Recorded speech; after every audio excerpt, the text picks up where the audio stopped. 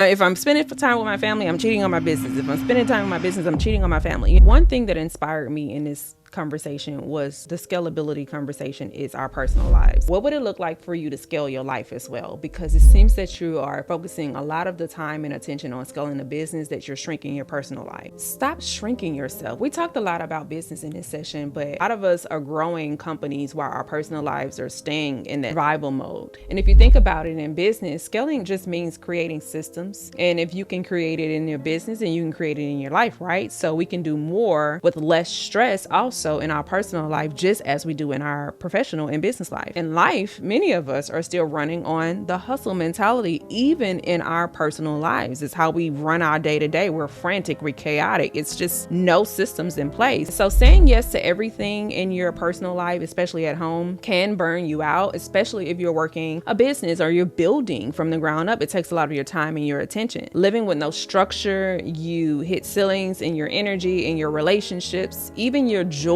The same way businesses hit ceilings without systems, you can hit ceilings without systems in your personal life. So here's what I want you to do is just come into my mind right now. I want you to do these 3 things. The first thing is to audit. It's like you audit business P&L, right? You're going to audit your time, your energy, your priorities. Where are the leaks? What are you over investing in with no return? Since you're so business brain, I'm going to speak to you about your life like it is a business, because truly you can run your life like a business. The second thing that we're going to do, we're just going to automate some things. So we're going to put some systems into your life, like your grocery delivery, some things that you don't need to be spending a lot of time on, or calendar blocks, or we're going to do morning routines. What about cleaning services? Because these are the things that are burning you out at home, that you are feeling guilty about as a mom and a wife, but you also still have to do those duties and keep up the atmosphere at home. But we're going to free up the bandwidth for that, because none of that stuff matters as much as it does for the family to be together or for the family to be